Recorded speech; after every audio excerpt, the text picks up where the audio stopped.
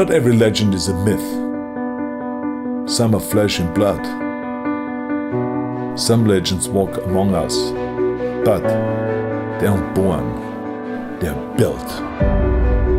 Legends are made from iron and sweat, mind and muscle, blood and vision, and victory. Legends are champions. They grow. They win. They conquer. There's a legend behind every legacy. There's a blueprint behind every legend. I'm Arnold Schwarzenegger. This is my blueprint. Arnold Schwarzenegger, 28 years old, 6'2", 240 pounds. Mr. Olympia for the past 5 years. He is preparing to defend his title this year for the last time. All Mr. Universes for the past 5 years or so come get together in one contest and to find out who is the best of all the Mr. Universes. So they created the Mr. Olympia contest, which is then the top contest, and whoever wins that is the top bodybuilder. And you are the top bodybuilder. Right, yeah. I think that everyone knows when they get into training that you're not going to go and become a champion from one day to the next. But the question is, how can they speed up the process?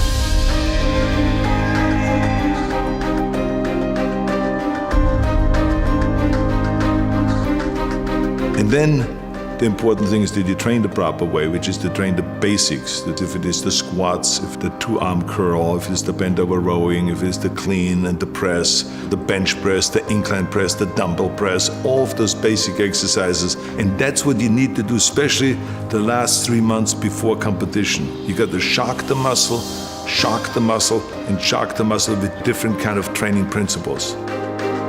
Expose your weak points. You're gonna go and hit those marks, and then you move the bar higher, and you feel that with hard work, you can achieve the goals and you can become successful.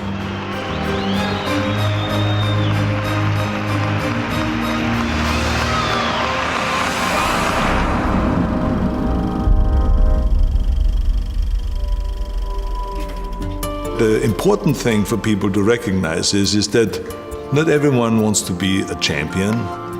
Not everyone has the desire to stand on stage, to stay up there on stage and win Mr. Universe or Mr. America, the world's best built man, and Mr. Olympia and all of those kind of titles. No, but they can apply the same principles. One thing I can tell you, there's major mistakes that are being made today in bodybuilding by not covering those basic exercises, because today when I go into gymnasium, I don't see anymore the kids learning about the cleaning and pressing, or to do the two-arm snatch and to do the upright rowing from the floor up, and all of those kind of exercises that are so important to create the traps and to create the lower back.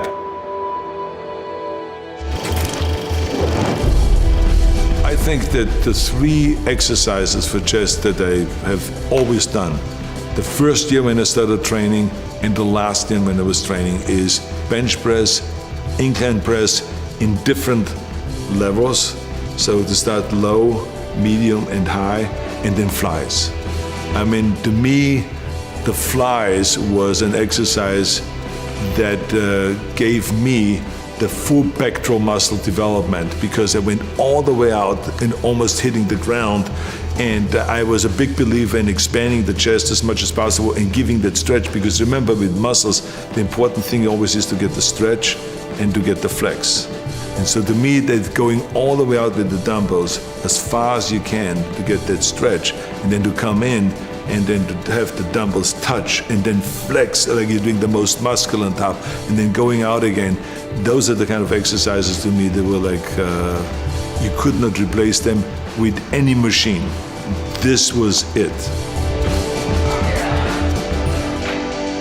One of the main things, of course, in order to create size and to create muscle growth, which will sometimes the body will hit a wall. And what that basically means is that the body is saying, look, I know all your tricks. I know you're gonna start first with bench press. And then I know you're gonna walk over to the chin-up bar and do chin-ups. And then I know you're coming back to the bench press, and then you go to the chin-up bar and come back to bench press. I know that routine. I know exactly everything you do, and I am prepared for that. So you have to go and use the shocking principle. If the body and if this chest knows that I'm going to start with 135 and then I go to 225 and do 275, I'm going to go and start now with 315. And I'm going to do 20 reps with 315. And then I'm going to go and have the guys pull off plates. And then I have 225 left. And then I'm going to do another 10 reps.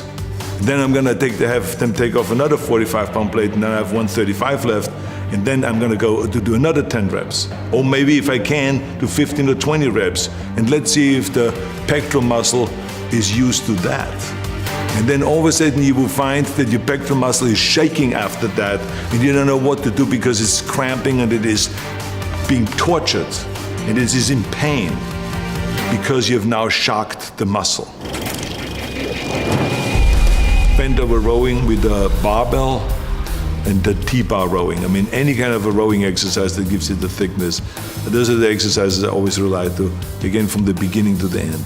There's a lot of bodybuilders that have a kind of a deficiency when it comes to the lower back and to the striation of the lower back, which you only get from stiff-legged deadlifts and from regular deadlift and from bent over rowing and all the stuff without supporting your chest. You got to let your body free and let the lower back hold you up while you're doing the bent over rowing. And we did like off the bench, balancing on the bench up to 315 pounds bent over rowing, because that's what gave you then that strength in the back and gave you the thickness of the back. Because remember, when you train the back, you need the width and you need the thickness. But you need the thickness on the lower part of the back, you need the thickness on the top of the back and the outer back and then the center back. So you got to train and find exercises for all of those different things. Curls, barbell curls. I was up doing reps with 275 in the barbell curl. Many times we would start out with a heavy weight, and do just one rep. Then have them pull off plates on the curl, but just enough that they can now do 2 reps. Then pull off plates and do 3 reps. Then pull off more plates and do 4 reps after that. And so this is how I would go up until, without ever putting the bar down, to really let the bicep know, you don't know what's coming. You're not gonna get used to my training method. I'm gonna have all kinds of tricks up my sleeve. But I mean, it was absolutely essential to do the barbell curl to create the thickness of the bicep, to do the dumbbell curl on an incline bench, and to do the concentration curl. Because the concentration curl isolated the biceps with heavy weights, not with light weight, but with heavy weight, but to isolate it and to really concentrate and to create that peak on the outside of the bicep that you need when you do your back shots.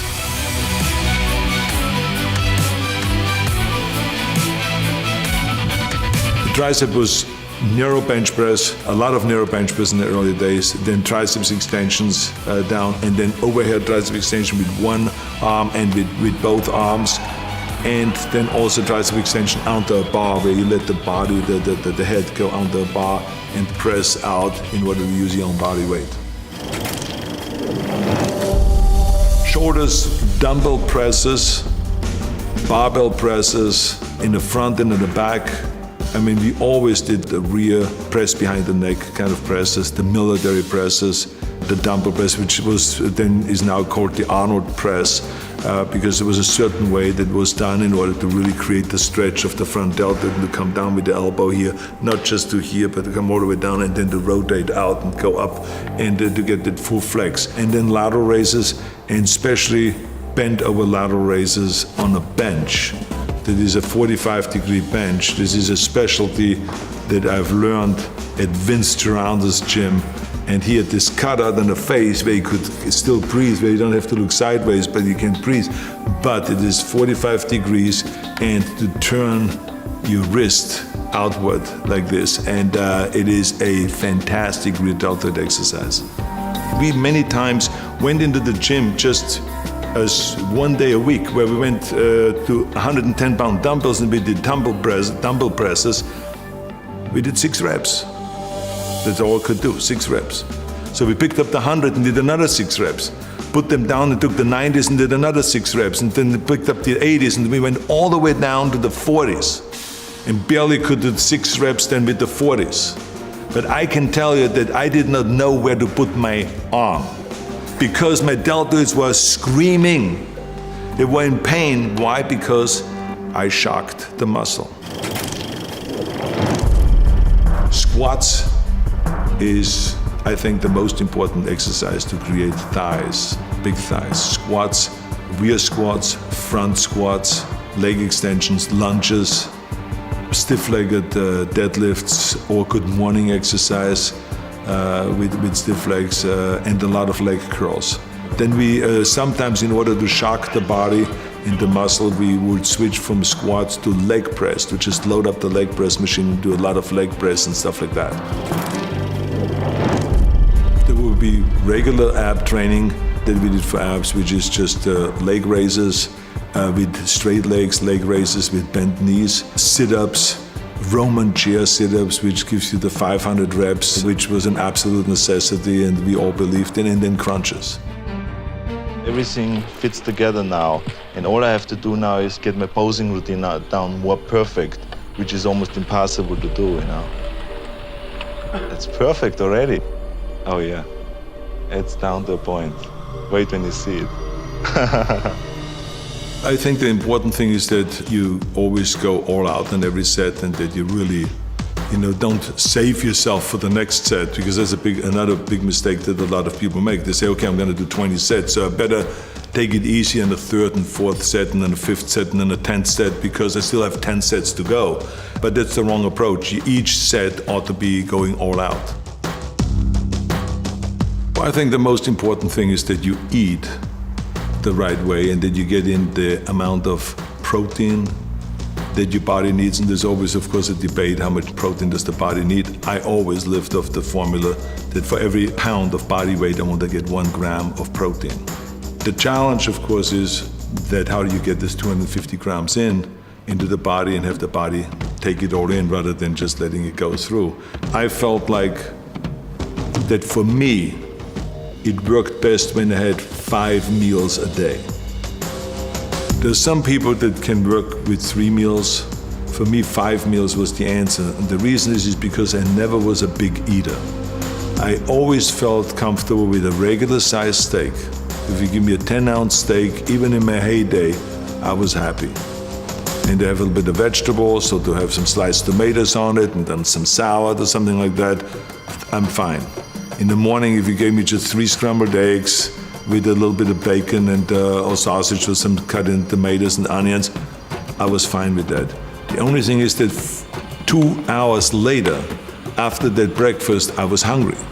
And so when I was sitting there at Santa Monica City College, or I was on a workplace doing construction work, or wherever I was, I would pull out of my bag a little plastic container that had a cup on it that you usually use at the bar to mix things at the bar. And I would have my milk in there, and I would have my protein powder in there and everything like this, and I would just close it up and then put it in my bag. And then I would be sitting in the classroom and I would just pull it out, shake it up like that. Everyone would be looking kind of, what the hell is he doing now? And I would be shaking my protein, then just like a bartender doing all the little tricks, and then I would drink it, close it up and put it away. And that to me was the additional kind of 30 grams of protein that I needed at that time. And then I would be, an hour later going to the gym, and then we'll be working out for 2.5 hours, and then we would go for lunch, and there will be a late lunch, and then we'll have again a regular steak, and then 2 hours later after that, I will have another one of those protein drinks. So I would have 2 times a day protein drinks. That in order to get the 250 grams of protein, because as I said, it is absolutely essential that we have enough protein so that we can really experience the muscle growth. But we have to recognize that we will not get all of the nutrients, the vitamins, the minerals, and the proteins, and all of the stuff that the body needs just with regular meals. This is why we have supplements, and that's why they are called supplements, because we are supplementing because we don't get enough from regular meals, no matter how healthy and how good you eat. All 3 contestants, Lou Ferrigno, Serge Nubret, and Arnold Schwarzenegger, for a pose down for the final decision for the judges. So now I've built a certain amount of mass during the year, and I have worked now on certain weak points throughout the year.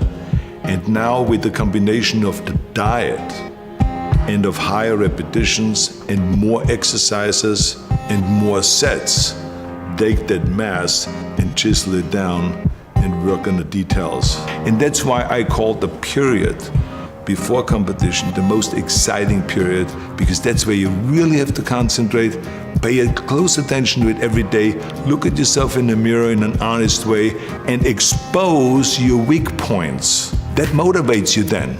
That's what makes you train harder. So you got to expose those weak points. But the key thing is to set little goals, to do the training every day, to eat the right way, and you're gonna go and hit those marks. Then you move the bar higher, then you move the bar higher. It is really exciting to do that, and you feel that with hard work, you can achieve the goals and you can become successful.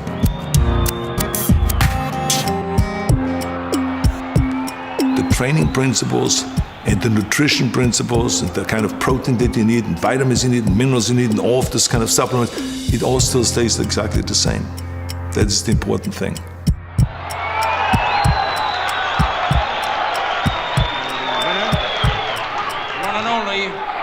Arnold Schwarzenegger.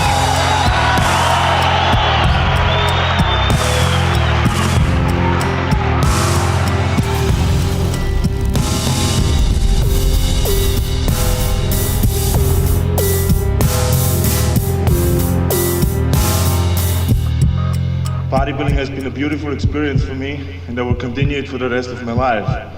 I only stopped competing, but I'm not stopping bodybuilding. It's the greatest sport. Thank you.